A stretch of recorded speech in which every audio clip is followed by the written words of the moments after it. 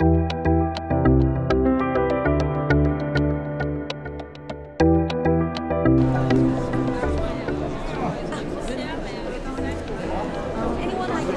rencontrer Monsieur Métier.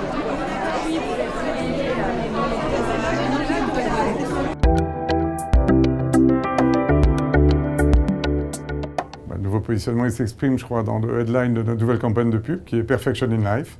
Historiquement, on avait toujours une phrase qui nous singularisait, qui était toujours faire mieux que nécessaire.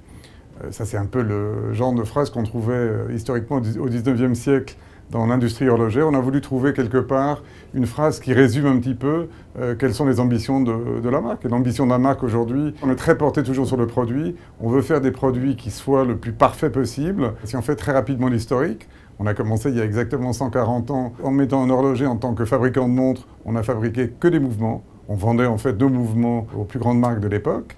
Et ensuite, c'est seulement au milieu des années 40 que Piaget a décidé de signer et de faire une collection de montres.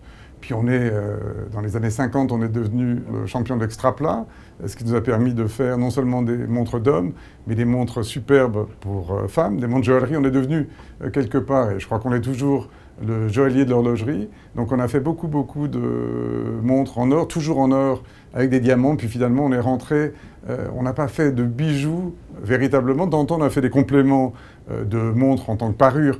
Mais on a vraiment commencé à faire des bijoux au début des années 90.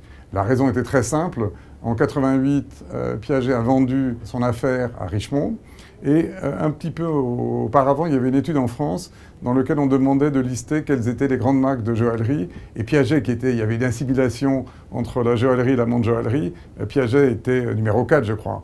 Donc c'est vrai que quand on a racheté Piaget, on a racheté finalement à la fois une marque d'horlogerie suisse qui faisait ses mouvements, mais en plus on avait un potentiel important dans le métier de la joaillerie. C'est les mêmes techniques finalement. La joaillerie et l'horlogerie aujourd'hui, c'est des métiers qui sont assez similaires. Si on met le mouvement à part, le produit lui-même, la boîte d'une montre ou le bracelet d'une montre ou un bijou, finalement c'est de la sculpture d'or. Et ensuite tous les métiers, je dirais, de sertissage, de polissage, tous les métiers quelque part de joaillier classique. C'est un travail de longue haleine. Hein. Je crois qu'on est aujourd'hui vraiment dans cette phase de construction de l'image de marque de Piaget en tant que haut joaillier. Alors il y a un transfert qui est évident, on ne part pas de rien.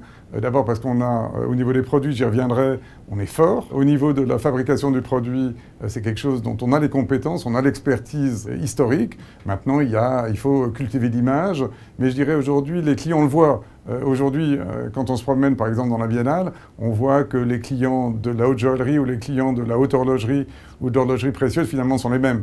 Donc on part avec un acquis, mais il faut vraiment travailler parce que pour nous, ils peuvent dépenser assez facilement pour une montre. Et pour les bijoux, quand même, se dire, est-ce qu'il n'y a pas des marques qui sont plus légitimes? Je crois que la grande différence aujourd'hui, c'est tout axé sur les produits. On a eu des exigences très importantes vis-à-vis de nous-mêmes.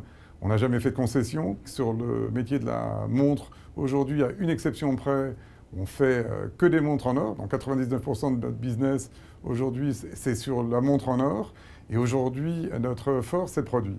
Et c'est ce qu'on peut amener aujourd'hui à la joaillerie en trouvant dans le métier de la haute joaillerie un créneau qui serait plus proche quelque part de la créativité que certains autres hauts joailliers qui axent beaucoup leur développement sur des pierres exceptionnelles. Ce qui ne veut pas dire qu'on n'a pas dans la collection des pierres exceptionnelles, mais on part d'abord d'une idée créative, on développe le produit autour de cette créativité, et évidemment on va chercher après des pierres exceptionnelles dans le cadre de la fabrication.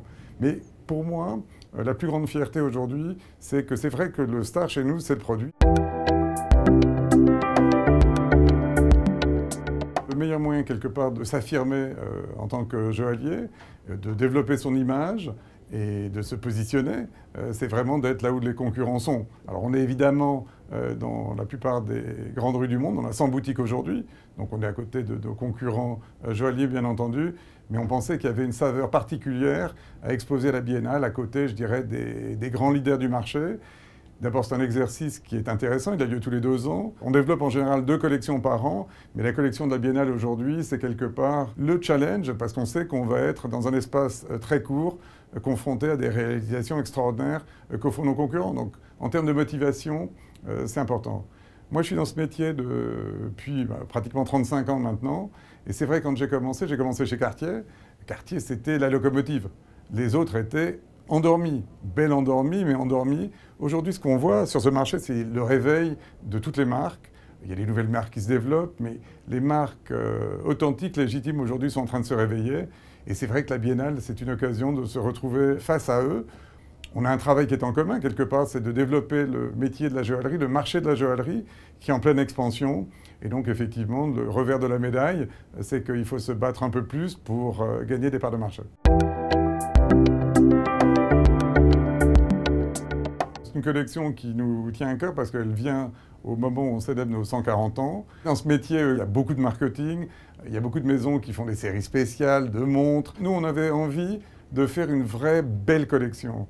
Une collection qui, quelque part, soit liée à notre ADN historique, mais aussi qui projette, quelque part, un nouvel élan créatif de la marque, un nouvel élan joaillier. Et on pensait que la Biennale était vraiment l'occasion rêvée. D'abord, on a commencé par trouver le nom. On a trouvé Extremely Piaget. Ça, c'était assez motivant. Ça nous amenait effectivement à la fois travailler sur l'ADN, donc quelque part sur la tradition de la maison, mais aussi à travailler sur le futur de la maison. Puis au fur et à mesure, on a cherché quelque part des sous-thèmes.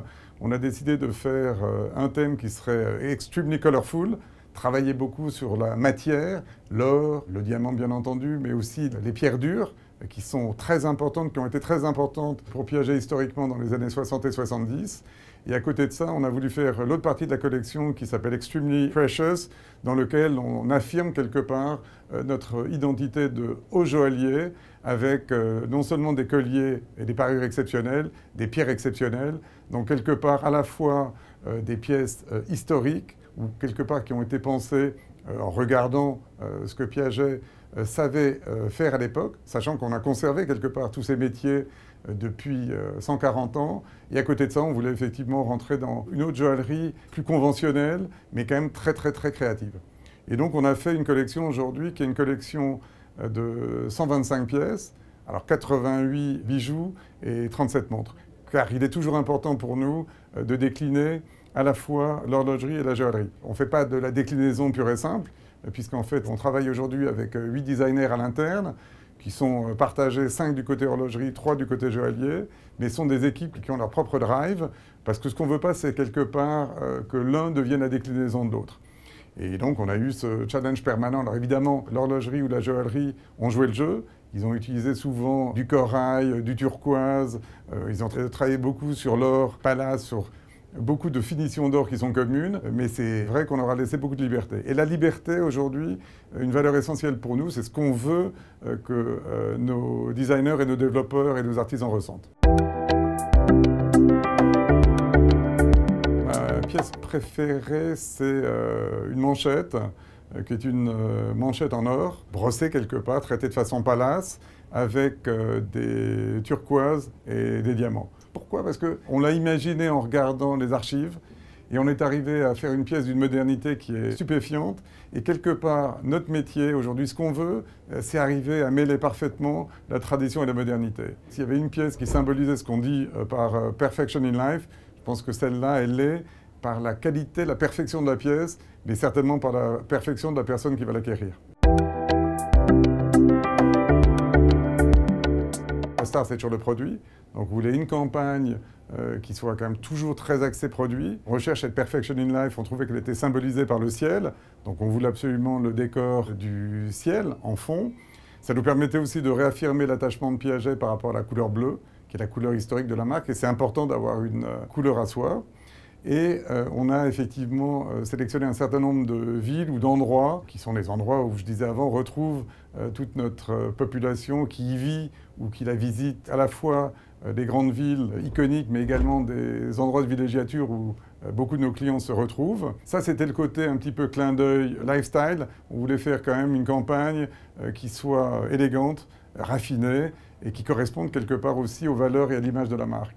Dans quelques années, je pense qu'il y aura une assimilation entre Piaget et puis effectivement ce Perfection in Life et ce que cela signifie. L'important aujourd'hui, c'est d'avoir une campagne un peu 360, qui est donc une campagne print, mais évidemment beaucoup de déclinaisons digitales. Alors évidemment, on va expliquer sur notre site.